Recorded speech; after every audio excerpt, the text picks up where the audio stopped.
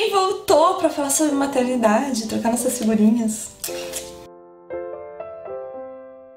Oi, minhas bonitas, tudo certo? A playlist tinha dado uma esfriada aqui, mas estou de volta, graças a vocês que deixaram sugestões de vídeos lá no meu Instagram. Se tu não segue, @luferraz. A gente tá sempre trocando uma ideia por lá, vocês sugeriram um tema e cá estou para falar sobre birras. Um momento muito atual na minha realidade, inclusive. Essa é uma questão, né, gurias? Tipo assim, eu vim trazendo os assuntos pra vocês conforme a minha realidade, porque eu nada mais sou do que uma mãe, muito real, inclusive, que vem aqui compartilhar suas experiências com vocês, trocar uma figurinha, trocar uma energia. Eu não sou especialista de nada, eu não sou psicóloga, eu não sou pedagoga, eu não sou consultora de nada, eu sou apenas uma mãe que troca experiências com sua audiência por aqui, né? E esse é um momento em que eu me preparo, então, pro que vem, né? Que são as birras do Heitor, que na verdade já começaram a dar os primeiros sinais faz 1 mês e meio, 2, o Heitor tá com 1 ano e 10 meses. Eu não tenho essa informação se isso é um padrão de idade, eu acredito que seja um padrão de fase, né? Que tem ali aquela fase pra iniciar e só Deus sabe quando termina.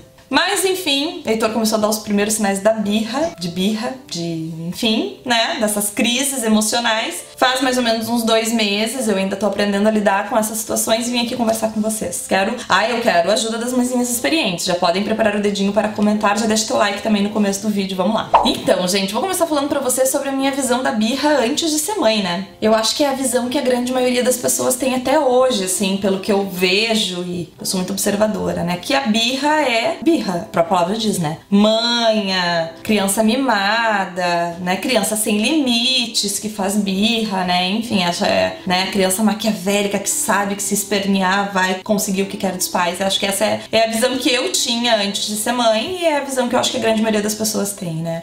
Na verdade, eu tento exercitar isso já antes de ser mãe, né? Eu tento ser muito empática quando eu vejo uma cena de birra com outra mãe, eu tento não olhar. Fingir que eu não estou vendo aquilo, porque eu sei que quem tá nessa situação, tu não consegue tirar tua cabeça dos outros, tá todo mundo olhando, tô incomodando as pessoas, daí aquela situação, a mãe só quer se fugir daquela situação de estresse, né? Enfim, a gente vê muito em supermercado, né? As crianças pedindo as coisas e a mãe dá pra criança calar a boca, né? Enfim. Então, quando eu vejo uma situação assim, eu tento não olhar pra não deixar a mãe mais constrangida do que ela já tá. Porque a gente também é humano, né, gente? A gente também tem nossas questões emocionais. Obviamente que ninguém quer ser julgado. E eu acho que apesar de que eu acho que é mais coisa da nossa cabeça quando a gente tá passando por essa situação, me digam vocês, quando vocês estão numa situação assim, que o teu filho tá chorando muito, vocês têm a impressão que tá todo mundo olhando ou vocês têm certeza que tá todo mundo olhando? Acho que é um pouco coisa da nossa cabeça, né? Mas enfim, depois que eu fui mãe, muita coisa dentro de mim mudou. Muita coisa. É o legítimo pagar a língua, né? É que antes de ser mãe a gente sabe de tudo, óbvio, né? A gente só descobre que não sabe quando é mãe efetivamente. Mas antes de ser mãe, então, eu tinha essa visão. Quando o Heitor começou a se aproximar dessa fase, eu comecei a pesquisar, comecei a ler, porque eu gosto muito disso, né, gente? Eu fui, na verdade, durante todo o meu maternário, eu fui trazendo assuntos relevantes ao momento que eu vivia. Falei sobre amamentação no momento que eu amamentava, falei sobre introdução alimentar no momento que eu introduzi os alimentos pro Heitor e assim por diante, né? E agora então é um momento que eu tô aprendendo a lidar com um pré-adolescente de quase 2 anos de idade. Que é mais ou menos isso, né?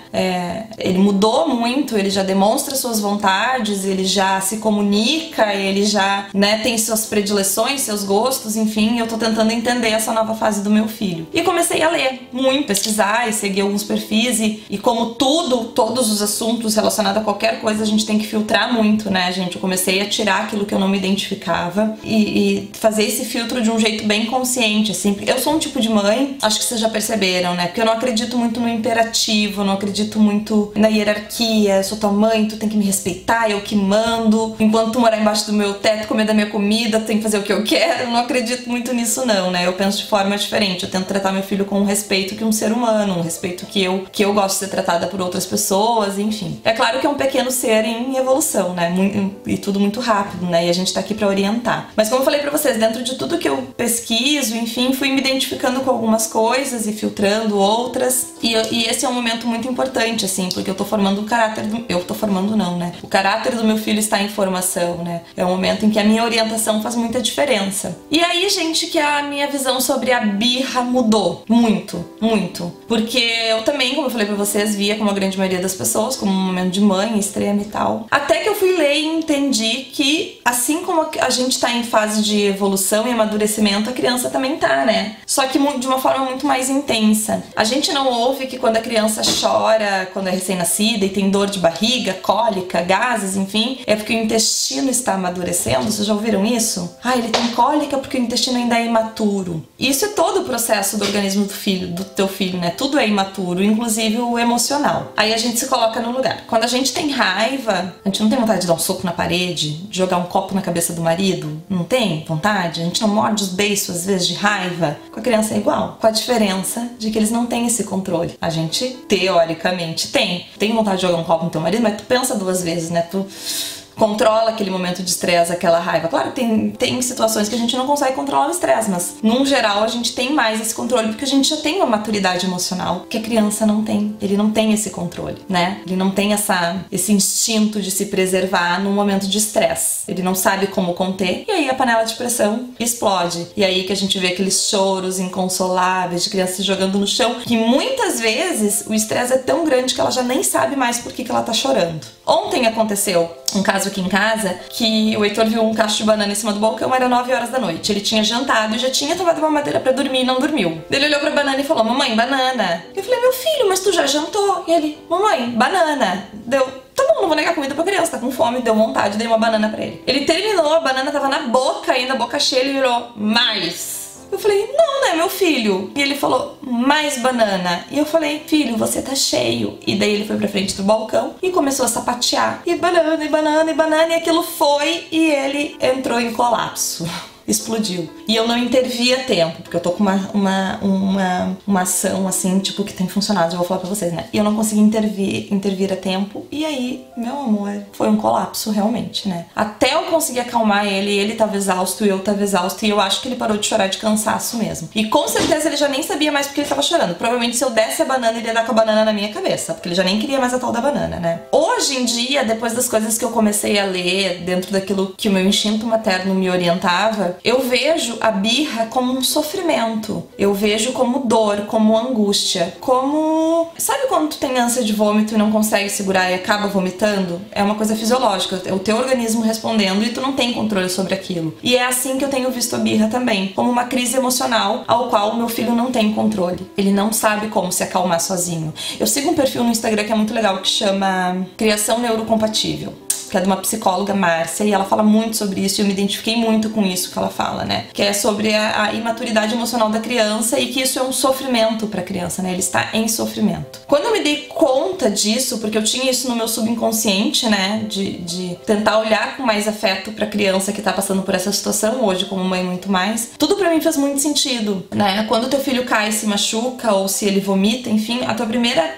ação é amparar, é cuidar. E no momento da birra, eu acho que a ação tem que ser a mesma, porque ele tá em sofrimento, ele tá precisando de ajuda naquele momento. Tu sabe que pensar desse jeito ajuda a gente a exercitar a paciência, porque tu não tá vendo aquilo como um joguinho da criança, sabe? Tu não tá vendo, tipo assim, ele tá me testando, ele sabe que eu vou ceder. Se tu consegue fazer esse exercício de forma consciente, tu consegue também controlar as tuas emoções, porque claro, né, gente, ninguém tá sangue de barata, né? A gente vê umas cenas, principalmente das crianças maiores, né, em supermercado, eu quero, tu tem que, né?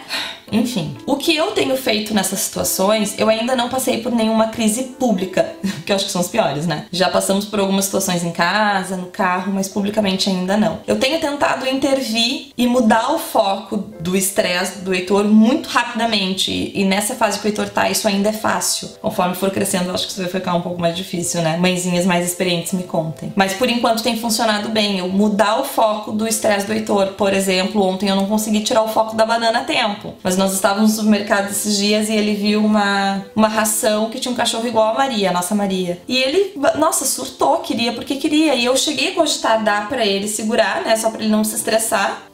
Mas eu pensei, depois como é que eu vou tirar isso dele, né? Aí eu consegui intervir antes dele explodir, porque daí eu tirei o foco dele, eu já virei pro lado dos gatos. Eu digo: meu filho, olha o gato, olha o olho da orelha, o bigode.